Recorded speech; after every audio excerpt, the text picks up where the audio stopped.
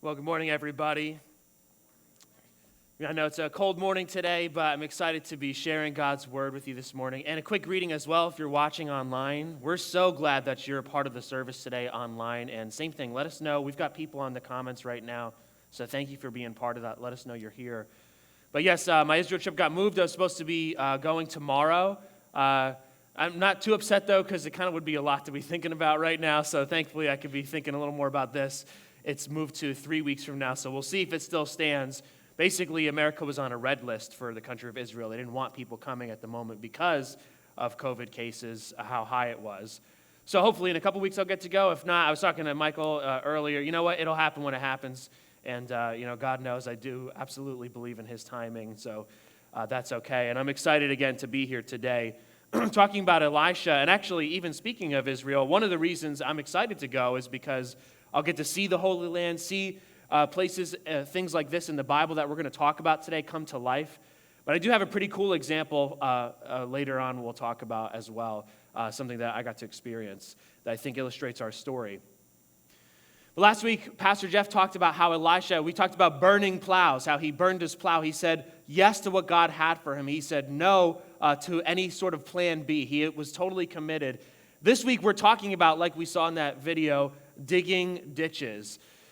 But the question that we're asking today and that we're going to be answering today is, how do I have faith in a ridiculous situation? How do I have faith in a ridiculous situation, or when a situation seems ridiculous? A situation I don't want to be in. A situation where it would take a miracle for God to do something. A situation where faith in God feels a little ridiculous. We all could use a little bit more faith. Even in my devotions this week, the disciples, they said that to Jesus. Lord, increase our faith. God, I wish I could have a faith like that, a ridiculous faith, a faith that believes in you despite what's going on around me, despite what I feel. We sang it earlier in Waymaker that I know you're working even when I don't feel it. I want a faith like that. How can I have a faith like that? That's the kind of faith that Elisha has, and we're going to see that in this story today.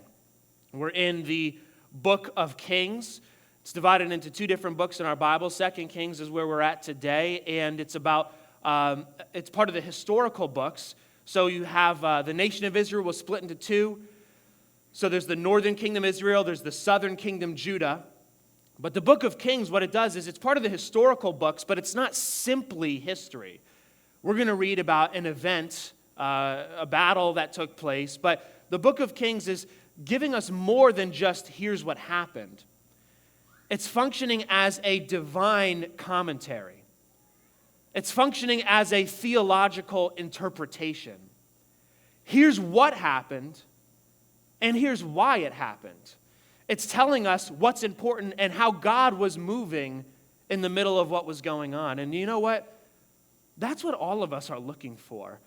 Most of us in the room who are Christian, we're absolutely looking for that. Those of us who don't believe in God, or if you're watching online, you're not sure where you're at, you're looking for the same thing. That's why we say things like, well, maybe this is why the pandemic is happening. Christians have said, well, maybe God's judging America, or this is why, if only I had said this, everything could be different. We're looking for a commentary, a divine commentary on our life.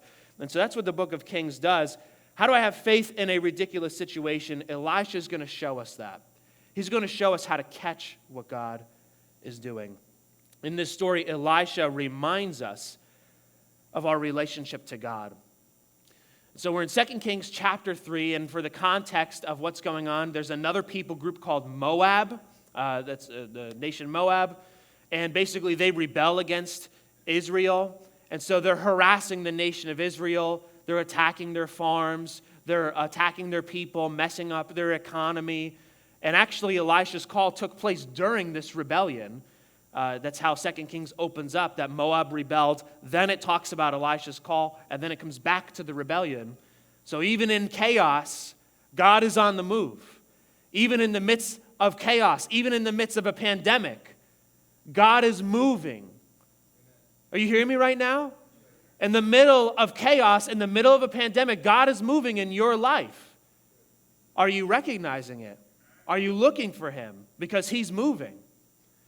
And so it's in the middle of this rebellion, the king of Israel and the king of Judah, the northern and southern kings, they decide to work together. They say, we're going to attack Moab because they're harassing us, they've rebelled against us. And they actually team up with somebody else, the king of Edom. So the three of them come from the south to attack Moab because Moab's weaker from the south. 3 armies versus 1. We're going to annihilate them. We're going to cream them. It's going to be easy, right? But just like life, things don't go according to plan. It doesn't go the way they expected it to go. They get lost in the desert. They're going the long way. They end up getting lost trying to attack the enemy, and they're in the desert with no water. And so let's pick up the story in verse 9. 2 Kings 3, verse 9, it says, So the king of Israel set out with the king of Judah and the king of Edom.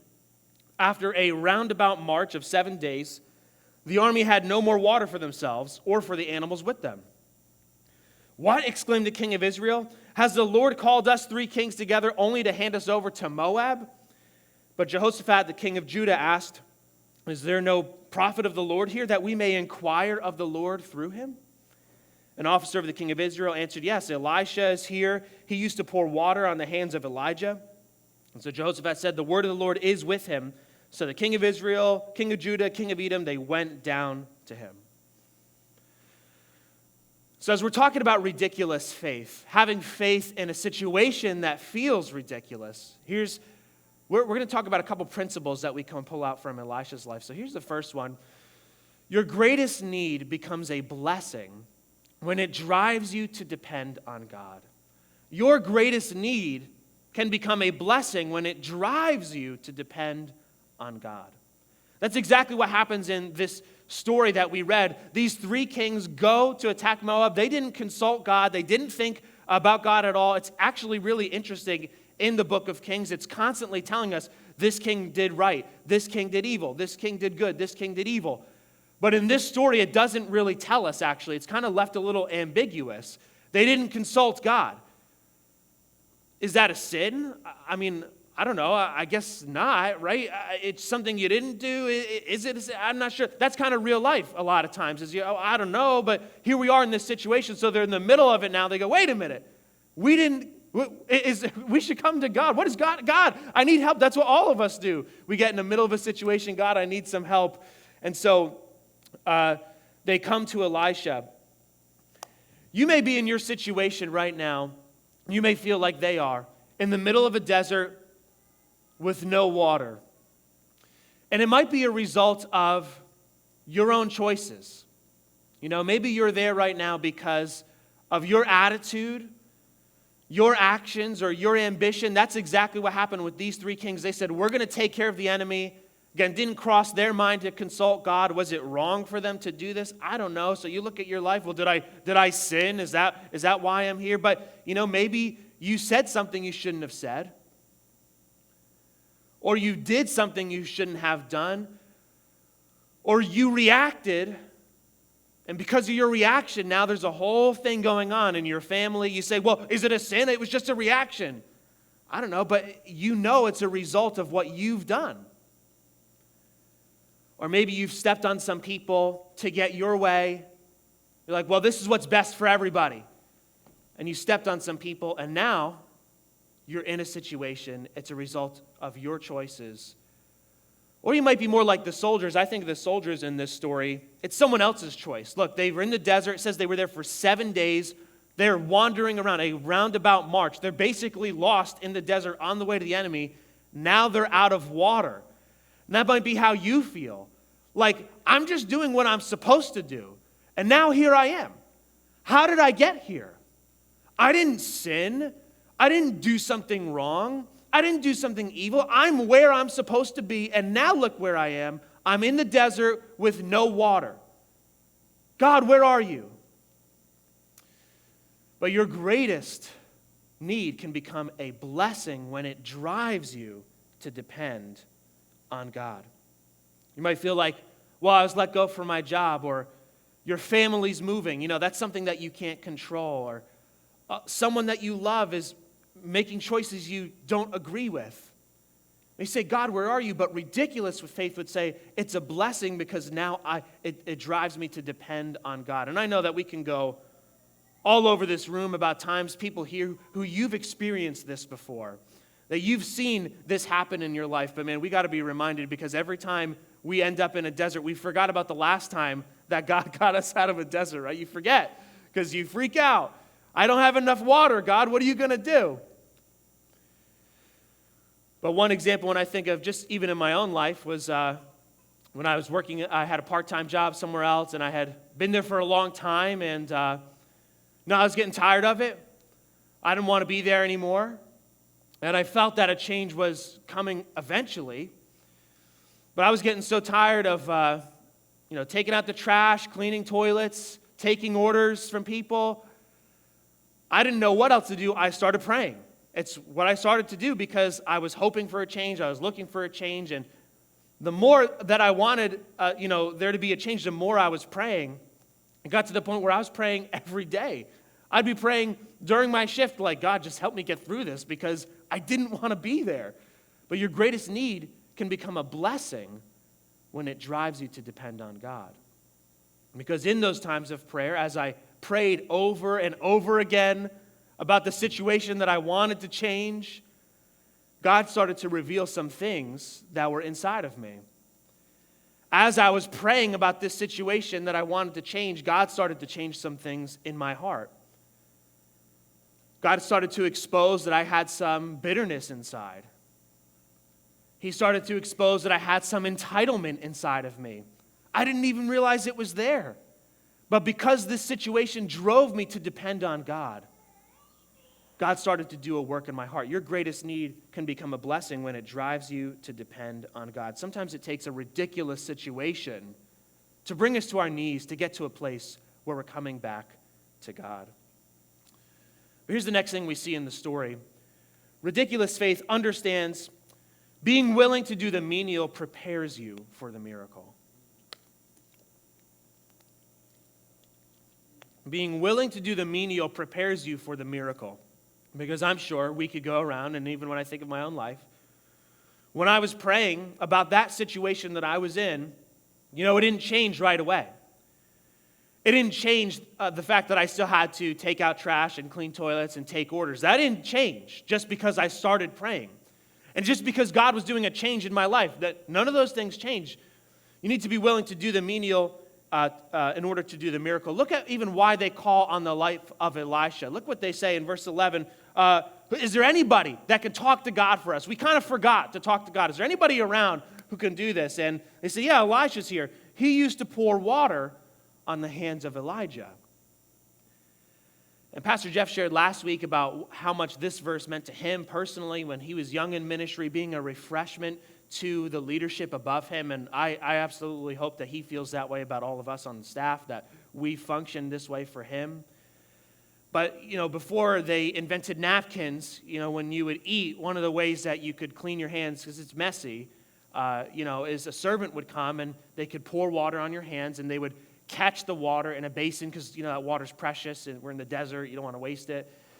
And so that's the job of a servant that Elisha did for his mentor, Elijah. He was willing to do the job of a servant, a menial job, a lowly job, a humble job. Before God did any miracles in his life, he was willing to do the menial, and the menial prepared him for the miracles God would do. They came to him. They probably heard of some of the miracles that Elisha had already done. If you read chapter 2, he's already done some pretty epic stuff. But that's not what they say here. They say, yeah, he's the guy that used to serve Elijah. That's how they knew to come to him. And sometimes we want God to do something great in our life, but are you willing to do the menial? Are you willing to do the boring?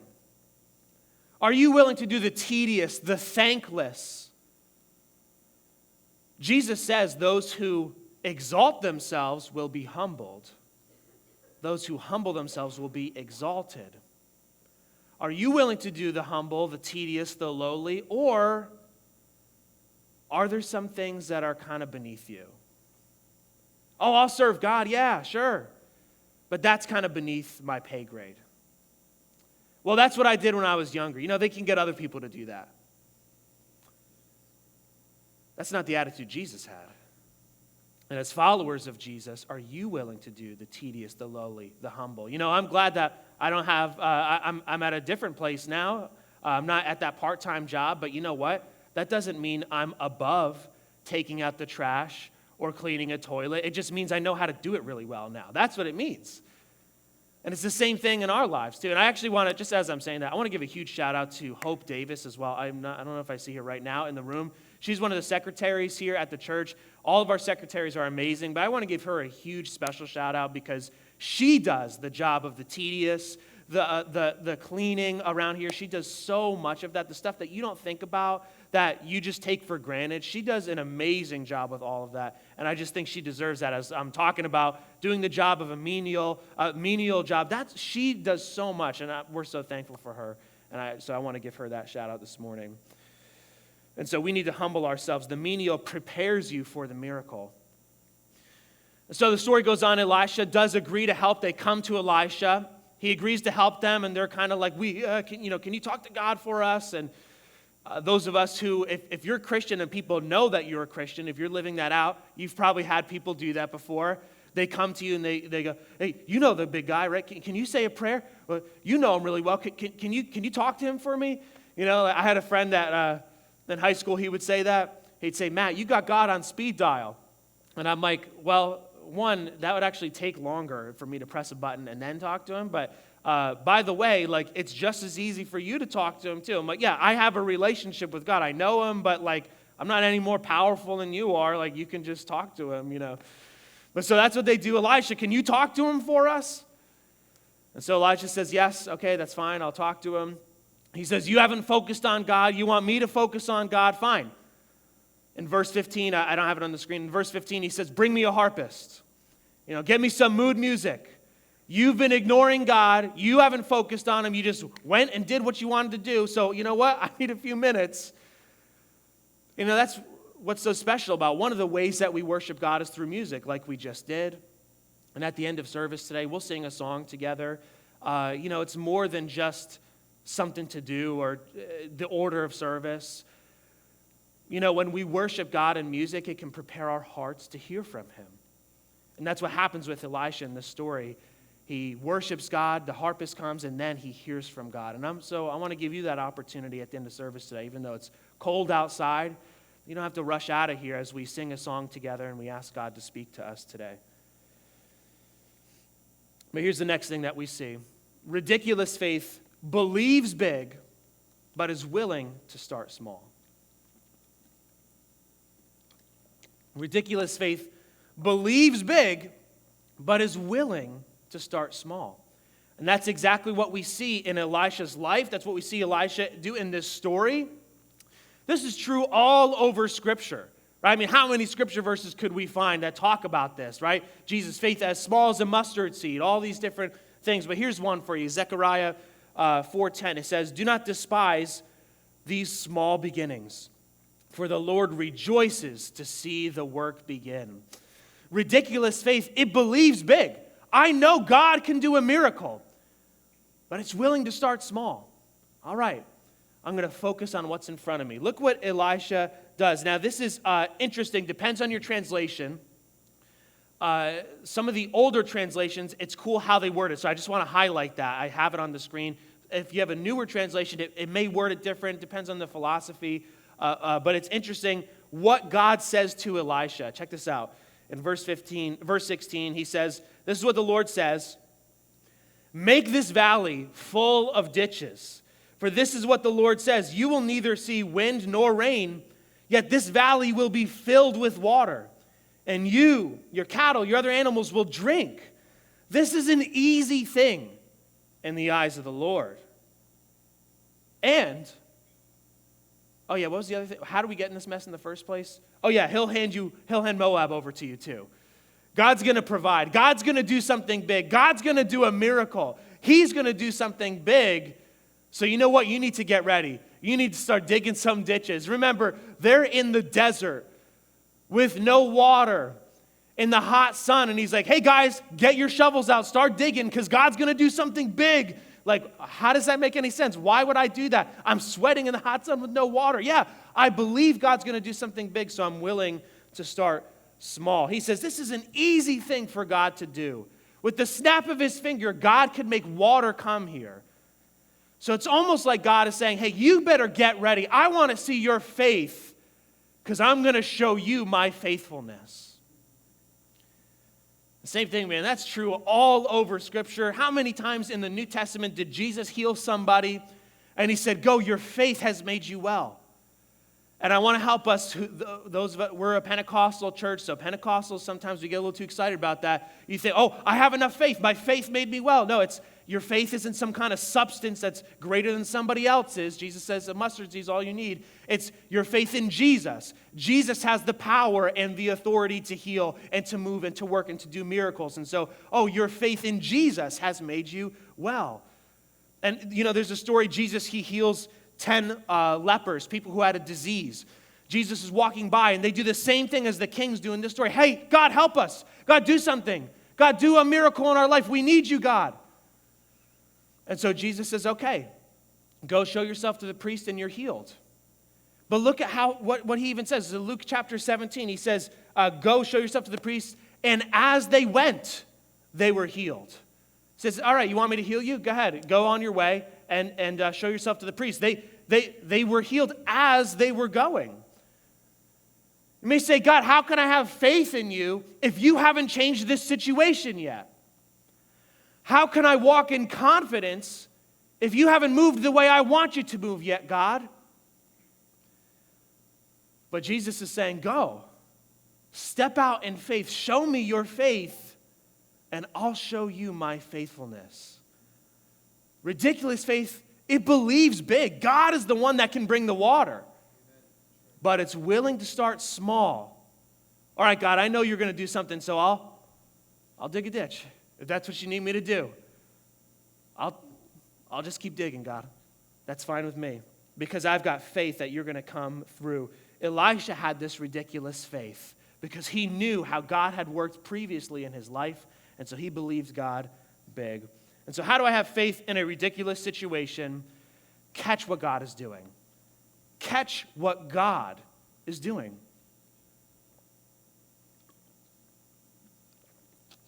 When you're in a situation that you don't want to be in, when you're in a situation that feels ridiculous, in a situation where faith in God feels a little ridiculous, like maybe you need a miracle, like you're in the desert with no water, catch what God is doing.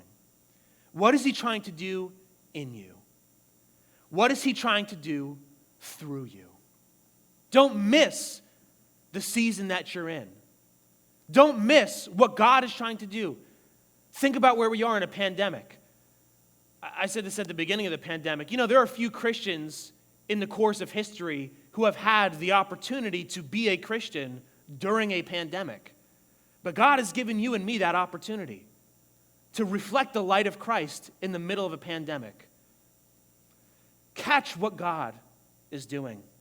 Look what happens. Here's how the story wraps up in verse 20. The next morning, there it was, water flowing from the direction of Edom, and the land was filled with water. God did a miracle. He did what he said he would do. And now here's what's cool. I want to show you something that I thought was super cool. As I'm reading about this, I'm trying to, imagine it in my mind. What does this look like? They're in a valley. They believe possibly there was a stream that had dried up. The armies maybe were counting on that, and, now there's no water, so now they're lost in the desert, and what are they going to do? And water comes. As water was flowing from the direction of Edom, it was coming from mountains into the valley where they were. And I realized I have been in a place similar to this. Last year, Rebecca and I went to Utah. We were able to do Grace Jicka's wedding. Grace Torres, now Grace and Christian. We had an amazing time. It was so much fun being with them. And it was in Zion National Park. And one of the places we went was to the Narrows. So I just have some pictures here that I took. This is of the Narrows. It's part of the park. This is from the website. It's the narrowest section of Zion Canyon. It's a gorge with walls thousands of feet tall and a river sometimes just 20 to 30 feet wide. one of those popular areas of Zion National Park. And if you really want to see it, you have to hike in the river. So you get like boots and you hike, and it's really fun. It was a really, really cool experience. Now it says the Narrows are susceptible to flash flooding because much of the surrounding area is bare rock that does not absorb much water. During storms, runoff is funneled rapidly into the Narrows. During a flash flood, the water level rises almost instantly within seconds or minutes. Flash floods are common in Zion. Hikers have been stranded, injured, and even killed by venturing into narrow flood-prone canyons. You won't hear the rain far away or anything. It'll just come. That's from the National Park website.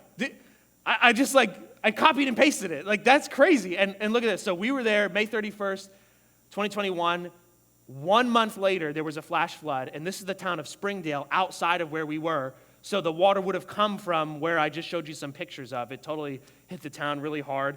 And this is actually a month after that. There was another one. This is a video on YouTube I had just screenshotted. If you kind of can see in the beginning, the river bank, how the size of the river, and then 1 minute later, how much bigger it is. You see how much more rough it is. Some people were getting caught in the stream. It was crazy. And for me, this just like blew my mind. I was like, oh my gosh, this could be the way that God did it. Like when it says that God provided the water. There's no water here right now, but I'm going to do a miracle.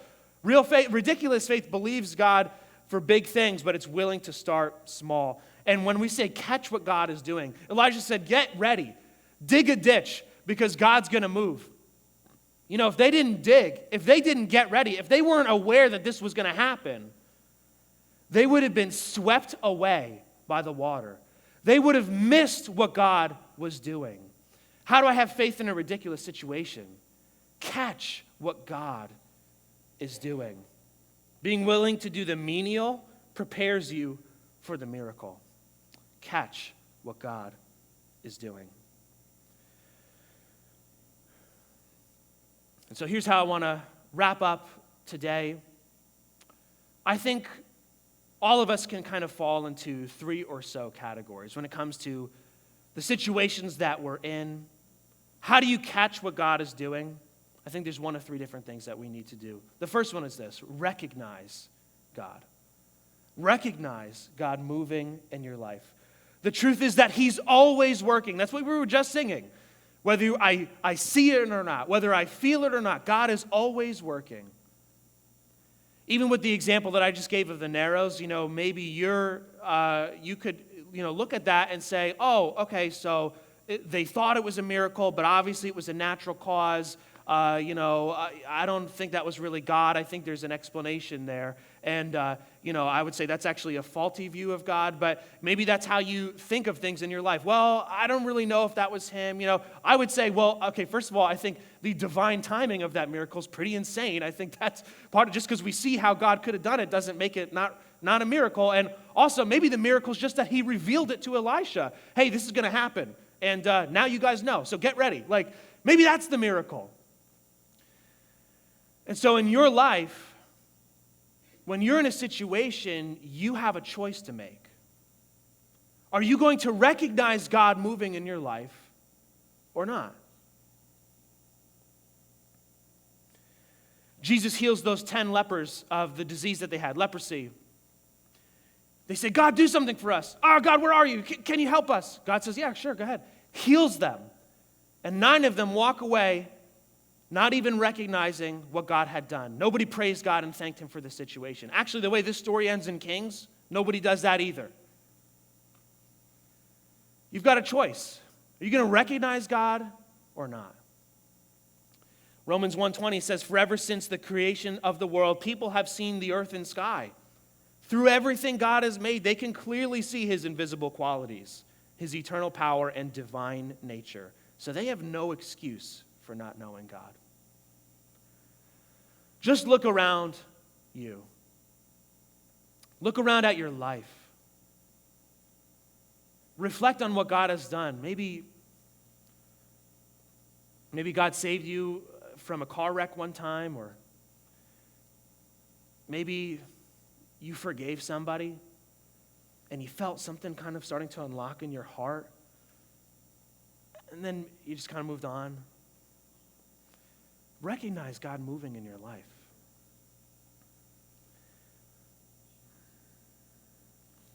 Here's the next one. Recognize God. Some of us, we need to consult God. How do I catch what God is doing in my life? Some of us need to consult God. This story began with nobody thinking about God. Nobody consulted God. It's when they're in the middle of a hot mess, they go, wait a minute, maybe we should pray. And the good news is, if that's where you find yourself, God's not too far away. God's not mad at you because you forgot. Is it a sin? Is it not a sin? If that's where you find yourself, just consult God. Come to him. Look what Isaiah 30:18 says. And actually, again, if you look at the context, it's a very similar situation. The people of God did something without consulting God. They're kind of paying for their consequences. But look what God says, though. That the Lord longs to be gracious to you. Therefore, he will rise up to show you compassion. For the Lord is a God of justice. Blessed are all who wait for him. God longs to do something in your life. He longs to speak to you. Elisha reminds us, you have a relationship to God. You have a relationship with God. And so consult God. I wonder how the story would have unfolded if they started with praying to God. You know, maybe they wouldn't have ever been in a desert. I wonder how your story will unfold if you consult God in your situation that you're thinking of right now. How will your story unfold if you don't consult God? If you don't worry about it? In just a couple minutes, we'll wrap up service today, and I'll give you that opportunity. Spend a few minutes. Why wait till next week? Why wait till I got a little more time? We got time this morning. Let's spend some time consulting God. And here's the last one. Some of us, we need to recognize God. Some of us need to consult God. And for a lot of us, we got to simply focus on what's in front of us. No, you're in a situation. You want it to change. You feel like you're in the desert with no water. Ridiculous faith believes big. I know that God can bring the miracle. I know that God can bring the water. So right now, I just need to focus on what's in front of me. Maybe I just got to dig a ditch. The menial prepares you for the miracle. What's in front of you right now as you're waiting for God to move? Remember, we don't want to think that there's certain things that I don't do. Certain things are beneath me. Well, I got big faith, so I believe big things, so I don't do small stuff. Jesus says if you exalt yourself, you'll be humbled, but if you humble yourself, you'll be exalted. So we don't want to have that kind of attitude. And look what the New Testament says too. Be prepared whether the time is favorable or not. In order to catch what God is doing, let me focus on what's in front of me right now, whether it's favorable or not. If I'm in a situation that I don't want to be in, let me focus on the one who doesn't change. If I want my situation to change, let me focus on the one that doesn't change. When you think of your own situation, maybe you're at your job, you know that you want to move up in the company, right? You want to gain some credibility. You want to be respected. Okay, great. Then put your head down and work consistently. Consistency builds credibility. You want to be in ministry? Serve at your church. Right? Focus on what's in front of you. Well, I know one day I'm going to preach in front of crowds. Okay, well, stack some chairs, man. Why are people going to hire you if you don't already help at your church? You know, it's actually my wife, Rebecca, the first time I heard her preach a sermon at youth group, she said, some of you guys, you want to be preachers or this or that. And she goes, well, you know what? Do your homework. Because you know what writing a sermon is? It's a research paper with public speaking. Oh, yeah, and you got to hear from God. So it's like, you want to be a preacher? Then do your homework. Focus on what's in front of you. You want your kids to rely on God? Model that for them. That means even when you don't have the answers, you don't have to pretend that you do. Just model what it's like to rely on God. If you want to stand for injustice, you want to see a change happen in this world, don't just be a keyboard warrior where you type on Facebook. Do something about it. Maybe use your keyboard to write to your senator or go to a rally, or volunteer at an organization. If you want to make a difference, do something about it. It may not be a favorable time. It may not be happening the way that you want it to, but how will your story unfold if you focus on what's in front of you? Ridiculous faith catches what God is doing. Don't miss what he's doing. God is moving in the midst of chaos. God is moving in the midst of a pandemic. God is moving even when you're in a desert with no water. So don't miss it. Catch what God is doing. Pastor Bonnie, you can come and give us some music. As we get ready today, how do you have faith in a ridiculous situation? Ridiculous faith understands that your greatest need can become a blessing when it drives you to depend on God. And it knows that the menial prepares you for the miracle. Right? And so, ridiculous faith, we want to catch what God is doing. So for some of us here today, we've got to recognize God, consult God, or simply focus on what's in front of you. I want to invite you to stand to your feet as we wrap up this morning, if you're able to. I think with a message like this today, talking about ridiculous faith, talking about being in a ridiculous situation, I want to see God move. Let's take a few minutes today and spend some time with God. Why wait till next week? Why wait till I got a little more time? Why maybe tonight or something? Why not just right now? We've got the time today. Let's make this a place of prayer. Let's make this a place where we can recognize, consult, and focus on God. For those of us who are here today, you may simply need to recognize God in your life.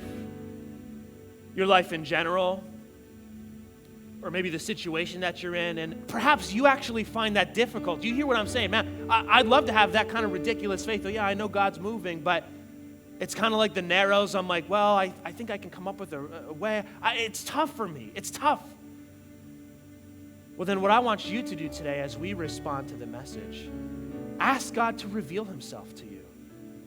Like God spoke to Elisha, telling him what he was going to do. Ask God, reveal to me how you're moving in my life, God. I want to recognize you moving. Some of us here, we need to consult God. A lot of times in our life, we kind of make our own plans, and then we send a quick text prayer to God, just letting him know what we're doing. And a lot of times we don't check with God first. Lord, what do you have for me? What are your plans? Do I need to change my plans, Lord?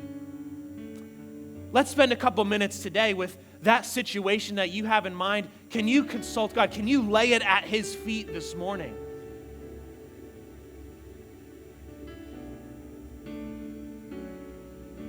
Some of us simply need to focus on what's in front of us.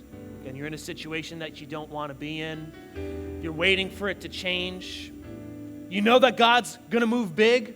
It says the miracle happened the next day. It might be tomorrow morning where God does something in your life, but right now he's asking you to have faith. He's asking you to dig a ditch. Right now he's asking you to be faithful in the little things. And so this morning, can you take a moment and commit that to God?